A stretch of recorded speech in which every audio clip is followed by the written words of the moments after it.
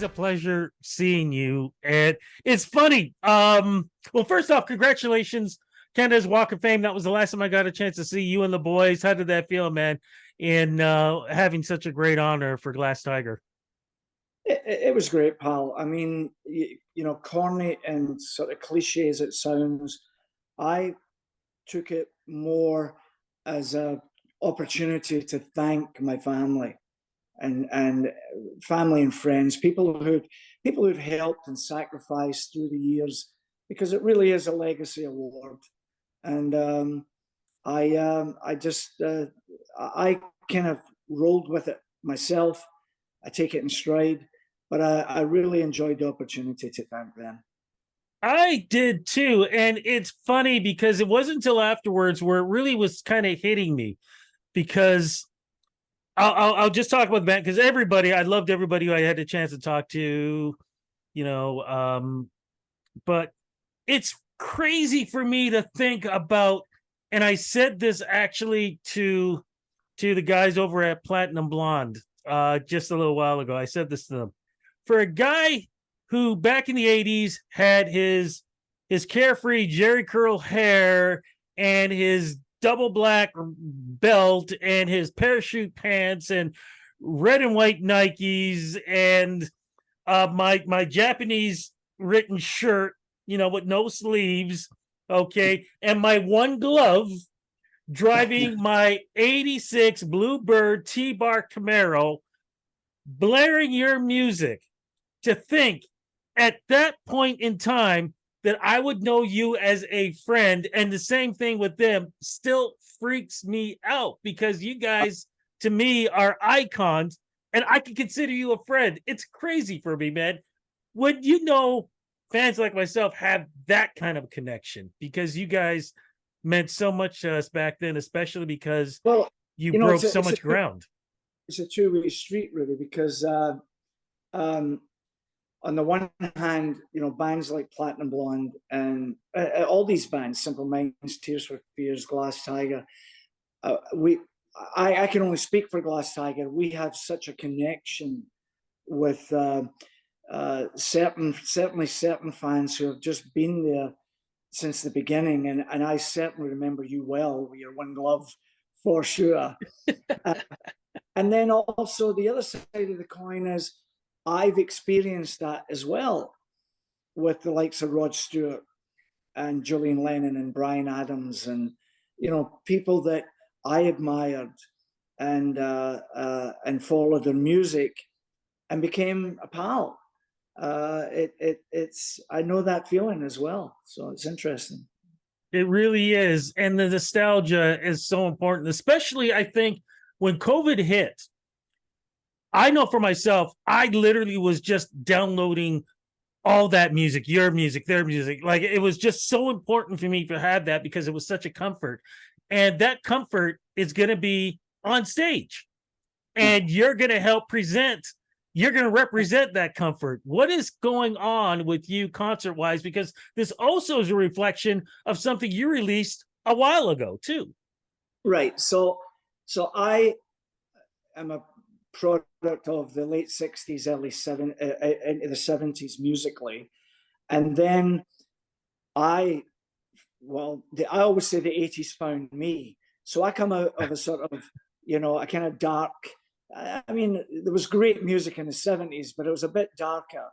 And all of a sudden, with wide open arms, this vibrant genre of music comes at us, synthesizers and the great fun lyrics and up tempo, and so it finds me, and I get lost in it, and Glass Tiger becomes quite famous with it, and then I loved this sort of slight switch into the 90s where things sophisticated a little bit, the genre sophisticated a little bit, and also multiple genres. Everybody was allowed, so you could have grungy Pearl Jam and Nirvana, or you could still have sort of sophisticated REM and the Police, or still fun-loving Bananarama, whatever it was going to be, right?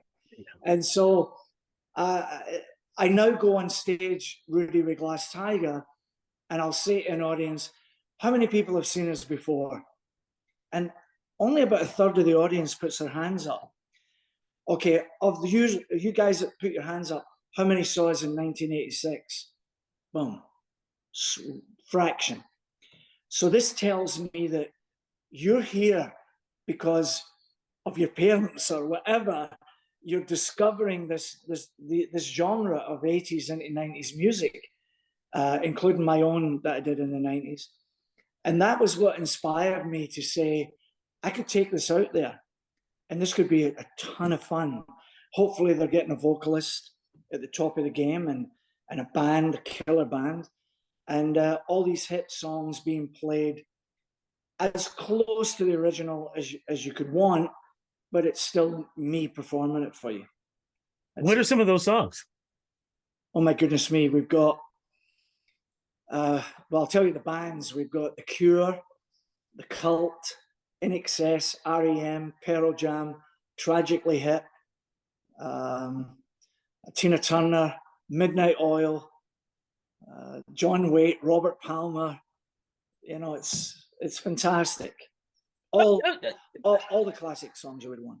I'm curious, when you were doing like tours or big shows and all these artists are on the same show, were you ever like standing there going, damn, I wish I wrote that song?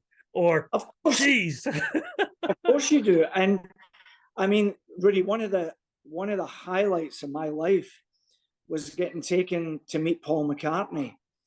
And when I walked in the door of the room, he happened to be the first one right at the door, but he had his back to me.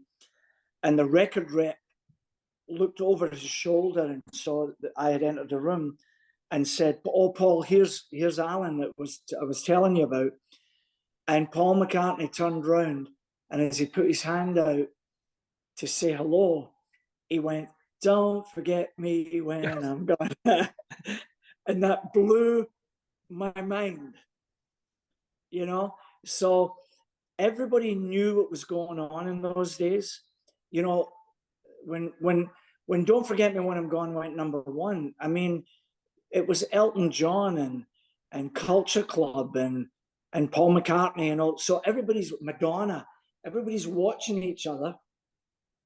And then, of course, when you hear songs by other bands and you think, wow, I wish I'd written that one.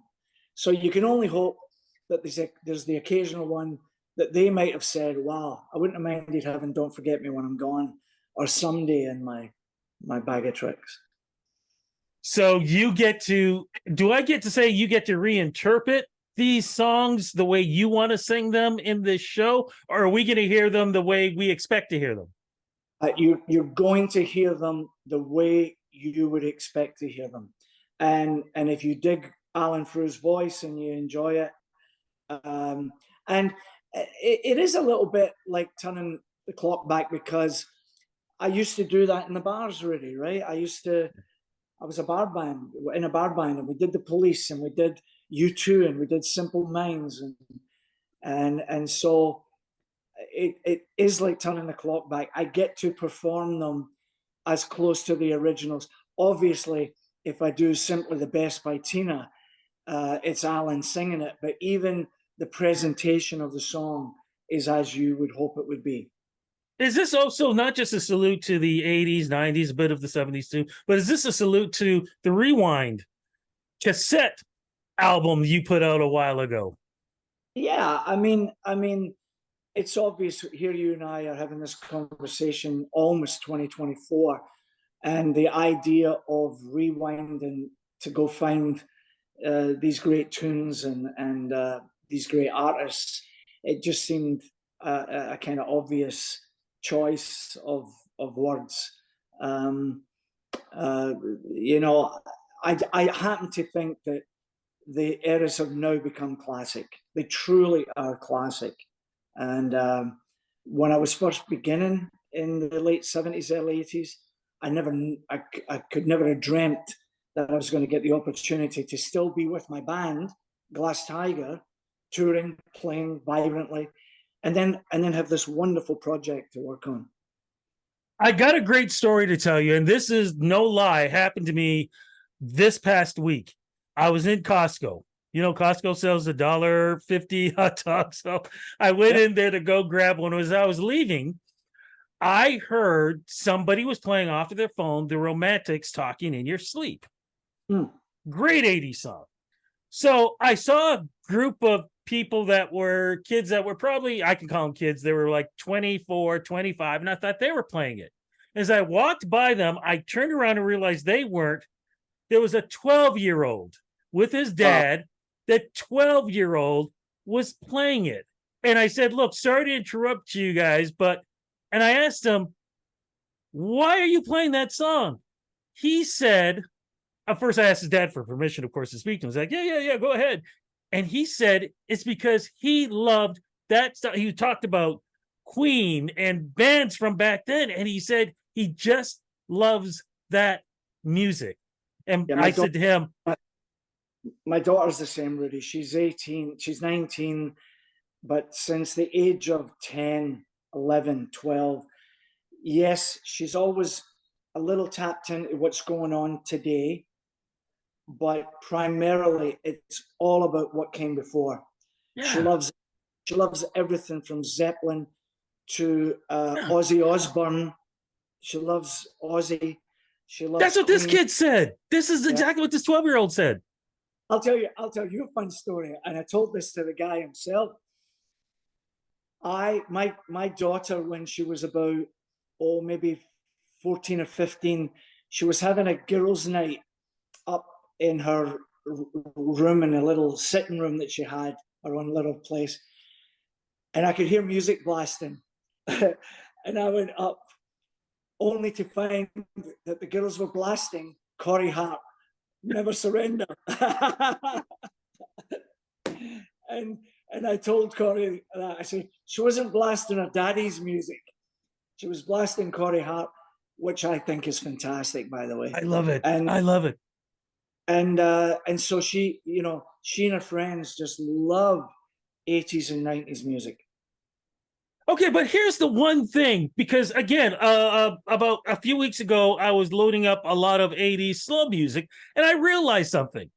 Why was the fast music all about good times and everything, but a lot of the slow jams were about heartbreak? I realized almost every song that I was, someday, come on, like, why were they all about heartbreak, especially the hair bands too? Right. So, when you slow it down to say, I won the lottery, my life is great, I have no problems, I'm in a perfect marriage, I don't drink.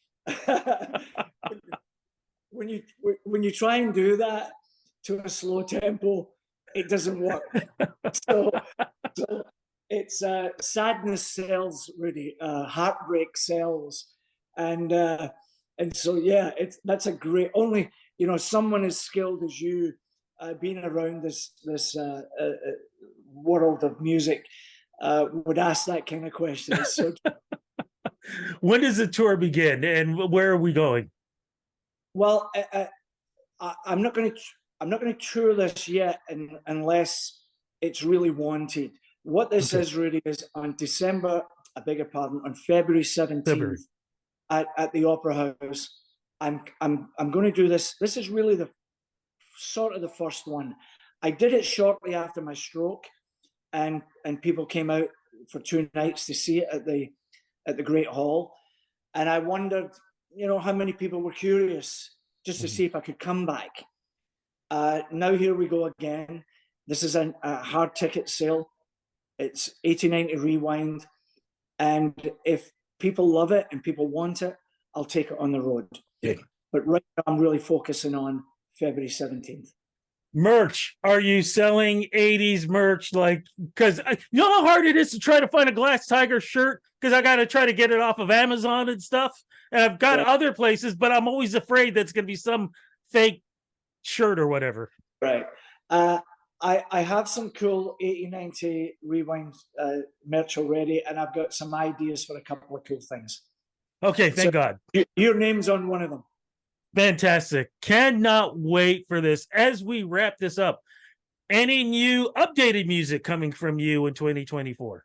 Well, the Tigers, we all always Sam and I were talking just the other day about the amount of music that we have on file, and yes, the answer is yes. We will absolutely put stuff out in 2024. Well, just so you know, I was just as we speak recently on the second half of Canada's Walk of Fame. Uh, they were recording for the broadcast, and there was a group of people that were next to me, and they were talking about the 80's version of Canada's Walk of Fame. They brought up Glass Tiger, and as I was setting up my equipment, suddenly I heard in harmony, "Someday," and I just kind of smiled to myself, and I was just like, man, so infectious, so infectious. And I'm talking about there's probably about 7 or 8 people singing. By the way, I will do a Glass Tiger hit song has to be included in these 80s 90s hit songs. It will happen. Really quickly, Rudy, if you don't mind, I want to mention that there's a great Toronto comedian. His name is David Merry, and David's going to join us that night and go out and do a fun 80s set. Okay, cannot wait. And then last question before we wrap up. I know people love to dress for success, but can we make a strong suggestion? Dress 80s and 90s, because I think that's the coolest thing. Come in your 80s. Come dressed in your 80s, 90s best. That's a definite. I'll be pushing for that. Fantastic, my friend. Look, I will see you in February. Have a great Christmas, New Year, holiday. I will see you in 2024, and thank you for everything you've done. And again, congratulations to the band Canada's Walk of Fame. Much deserved. Thank you, Rudy. Cheers, pal.